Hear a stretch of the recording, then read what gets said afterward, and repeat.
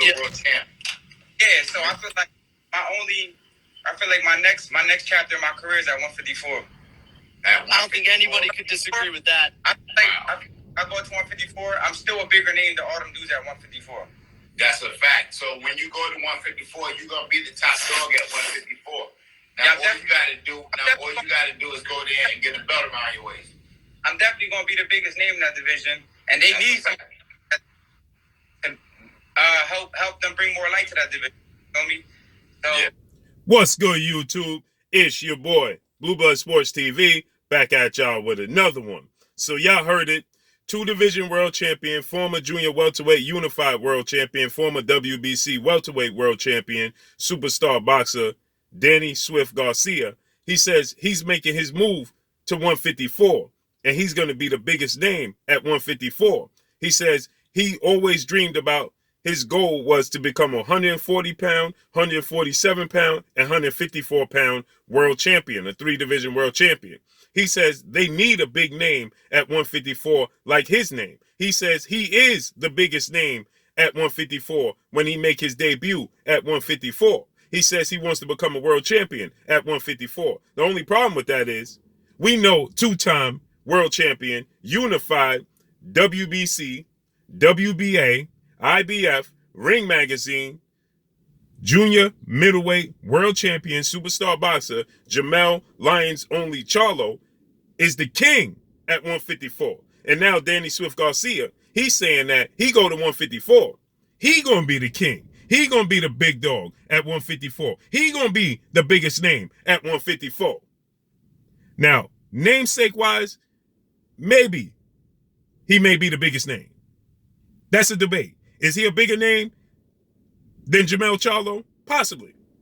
Danny Garcia, he's been on the big stage more times than Jermell Charlo. But is he going to be the king at 154? That's to be debated. Or is it? Because I don't think that's a debate. We just saw Danny Swift Garcia, and I love Danny Swift Garcia, but we just saw Danny Swift Garcia in with a style like Jermell Charlo's. When he fought undefeated unified WBC IBF welterweight world champion superstar boxer Earl the True Spence Jr. Earl the True Spence Jr., ironically, is a stablemate of Jermell Charlo, close friend of Jermell Charlo. They have the same trainer. They have the exact same trainer. So now, Jermell Charlo, in my opinion, is a bigger version of Errol Spence Jr. And so, for Danny Garcia, he said that to get his feet wet at 154, he would like to have a rematch with Keith One-Time Thurman. Well, that's not having. Keith One-Time Thurman, former unified WBC, WBA, welterweight world champion superstar boxer, who's coming off a loss himself. The last time we saw him in the ring was July 2019 when he took on 8-division legendary Filipino iconic superstar boxer Manny Pac-Man Pacquiao, and he lost a split decision to Manny Pacquiao. So Keith Thurman has been inactive for the better part of 2 years. Danny Garcia is coming off a loss. Now, they already fought, and Danny Garcia, he lost that fight to Keith Thurman. So he feel like he won that fight against Keith Thurman. So he's saying that he needs that rematch, but he wants it to take place at 154. Now, the problem I have with that is Keith Thurman is not a 154-pounder. So to get your feet wet at 154, you need to fight a 154-pounder, not a 147-pounder blowing up to 154. If you're thinking about taking on the likes of Jermell Charlo, then you need to face the 154-pound division. The problem I have is Danny Garcia. He says that he has the style. He says that a lot of people feel like he's just flat-footed. He says he chooses to be flat-footed because he wants to sit down on all his punches. So he said in the fight with Errol Spence Jr., Errol Spence Jr. was just the better man. He made the better adjustments. He says that he can box on his toes if he so chooses. He says he has that in his repertoire. He just didn't use it. So he's saying now he go to 154, he going to use it. So he says he got the style to beat a Jermell Charlo, right? But the problem is size.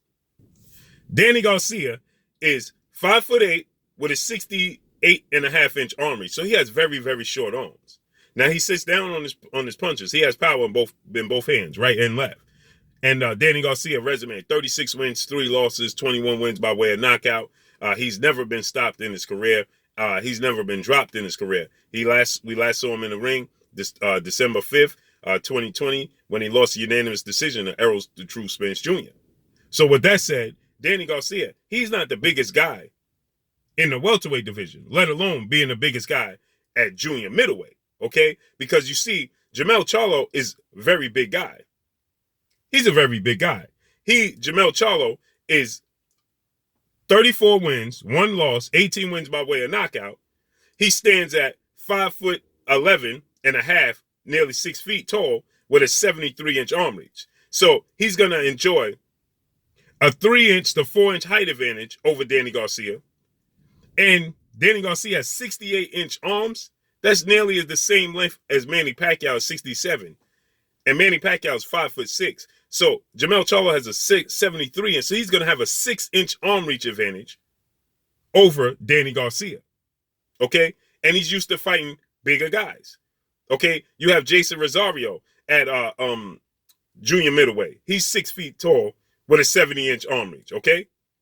That's just Jason Rosario. Then you got Tony Harrison. Okay? Tony Harrison is a very big guy.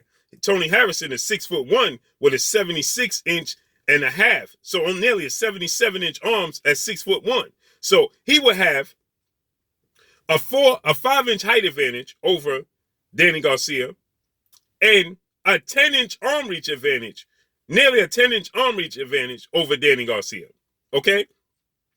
So that's Tony Harrison. Then you have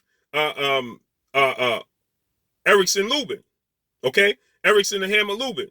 He is 5'10" with a 74-inch arm reach. Okay? So he's going to have 5'10" and a half. So he's nearly 5'11". Okay? So he himself is going to have nearly a 3-inch height advantage with a 74.5-inch, so nearly 75-inch arm reach with a 7-inch arm reach advantage over Danny Garcia. That being Erickson the Hammer Lubin. Okay? Now, we already know guys like Jarrett Hurd. Jarrett Hurd is a very, very big guy. Okay?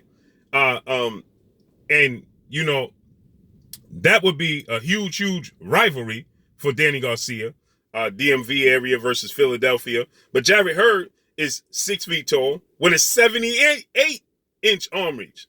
A 78-inch arm reach. So he's going to have a little over a 10-inch arm reach advantage. Because 78 and a half. Right? At 6 feet tall. Okay? So we're talking about very, very big guys. And if he can't move and utilize the ring, Danny Garcia is going to be in trouble. Okay? Because all these guys pack power. Now, you have guys like Julian J. Rock Williams, but I don't believe that we'll see Danny Garcia versus Julian J. Rock Williams because they're both from Philadelphia. So I don't think that will ever come to fruition. I don't see that happening. Okay? But Danny Garcia, he says he has the style. Now, we just saw him in the ring with Errol Spence Jr. Jermell Charlo has a very similar style as he in the same stable, trained with the same trainer, Derrick James, legendary trainer, 2-time trainer of the year.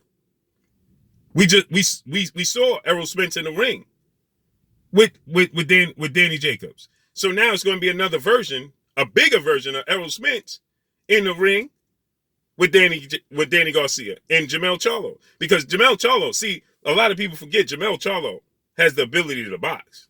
Okay? That's what he started off. That's what he was known for. Jermell Charlo, his identical twin brother, who's at middleweight, full-fledged, 160 pounds, a 2-division world champion. He's the reigning WBC champion at middleweight. Well, Jermell Charlo was seen as the thumper, and Jermell Charlo was seen as the pure boxer. And Jermell Charlo, since getting with Derrick James, he's become the thumper, boxer puncher, knocking out his last 4-5 opponents. Making a statement. Okay? So, Jermell Charlo, power in both hands, very technical, very mobile, has a very great jab, puts his combinations together well, has power in both hands, and he takes a punch well. So for Danny Garcia to say he's a bigger name, yeah, because he's been on the big stage. He was the co-main event for Floyd Mayweather a few times. He was the main event on pay-per-view a few times, right? He's been on a bigger stage. So I have to give Danny Jacobs that. But to say that he will be the king at 154, see, this is where I have the problem at. You can't go up to 154 and then try to drag Keith Thurman up to 154 for a rematch, and you already lost to Keith Thurman. No, if you're going to go to 154, fight a 154-pounder. Fight a legit 154-pounder. You got Jarrett Hurd that's looking for an opponent. He needs a big name, okay? Tony Harrison is looking to come back. Fight Tony Harrison. Erickson the Hammer Lubin, he's looking for a big name, fight Erickson Lubin, right? To make your debut at 154, and then you head into Jermell Charlo. But Jermell Charlo is the king at 154. So Danny Garcia is saying that he's not going to go up to 154 right away and fight the bigger guys, the biggest guys up there. But the problem is they're all bigger than Danny Garcia, right? He says he's going to work his way up to fighting the bigger guys. He said it's all about matchmaking. But at the end of the day, they're all bigger than Danny Garcia. So what guys is Danny Garcia going to fight at 154 that's not the bigger guy? Because I just broke it down to you. He said he's going to be the king at 154. So then that means he's going to have to fight the best at 154. I got to fight the biggest guy. You feel me? I'll do a couple of fights, break myself in, and then we go for the gusto like I always do. So you see, he's saying he's not going to go straight away for the biggest guy at 154. But you can't say you're going to be the king at 154 as soon as you make your debut at 154 and not fight the biggest guys. Because you see, I understand he wants to get acclimated to 154 pounds. But who's he going to fight? So bringing up Keith Thurman from 147 is not going to get you acclimated to fighting at 154. Because Keith Thurman don't bring the size that they bring. Keith Thurman is about 5'8". He's the same size as Danny Garcia. So to bring Keith Thurman up to 154 is not going to get you acclimated to fighting at 154. And then I don't think he's going to beat Keith Thurman at 154. Because stylistically, styles make fights. I think Keith Thurman's style is wrong for Danny Garcia. So who else is he going to fight at 154? They all big guys. There's nobody he going to fight at 154 that he's going to be the bigger guy then. Okay? Or on equal playing field. So he's going to have to get his feet wet, right? Because see, here's the thing. This is the difference between 147 and 154. I think it's just as deep, but they're all big guys. See, there's no way around getting around fighting the big guys because they just as deep at the welterweight division from top to the top 10. You got Jarrett Hurd, you got Jermell Charlo, Jason Rosario, J. Rock Williams, you got Erickson the Hammer Lubin, you got Tony Harrison. You see, these guys are all big guys at 154. There is no small guys at 154. They all 5'10" and better at 154. Right? And stylistically, even the smallest guy out of the top 10 was Erislandy Lara. He's still 5'9" and a half. He's still bigger than Danny Garcia. Okay? So from rank number 1 all the way down, they all 5'10", 5'9" and a half and better. So there is no such thing as the smaller guy to get acclimated up at 154. We just saw Terrell Goucher last night. Terrell Goucher is another guy who's still a big guy at 154, okay? So there is no small guys at 154. Terrell Goucher, 5'10" and a half with a 72-inch arm reach. He will have a 2-inch height advantage and a 4-inch arm reach advantage over Danny Garcia. So there is no small guys for him to get around. And stylistically, his style being flat-footed, yeah, with the right matchmaking, he could find the right opponent. But they're all going to be big guys. And if he's talking about being the king and the biggest name at 154, then he's going to have to fight the best at 154. And that, to get the title at 154, okay, he's going to have to go through Jermell Charlo. Because Jermell Charlo is on the verge of fighting Castano. Okay? And Castano, again, he has the WBO belt after he just beat Teixeira. But Castano, not a little guy. Neither is Teixeira. So they're both big guys.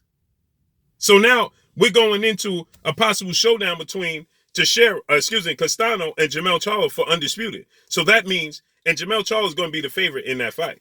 And I highly favor Jermell Charlo to be successful in that fight. So that means Jermell Charlo is going to hold the cards to all the belts. So that means the road to becoming a world champion at 154 is going to have to go through Jermell Charlo if he says he wants to become a 3-division world champion. So let's see how this unfolds.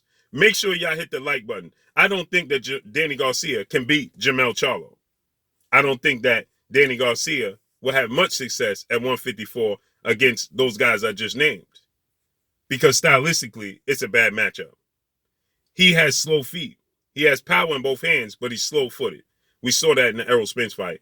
And he's not the biggest guy at 5'9" with a 72-inch arm reach. He's smaller than Terrell Boucher. But drop a comment in the comment section. Make sure y'all hit the like button. Let me know what y'all think. Y'all already know what it is. It's your boy Blue, Blue Blood Sports TV. Hate, like, comment, and subscribe. You haven't subscribed, hit the subscribe button, hit the like button, hit the bell icon to get all the new notification. Follow me on Instagram at Blue Blood Sports TV, all one word. Y'all already know what it is. Shout out to the entire LDBC. Shout out to New Media. Shout out to Black Media Row. Make sure you like and share these videos. That's all I got for y'all. Peace.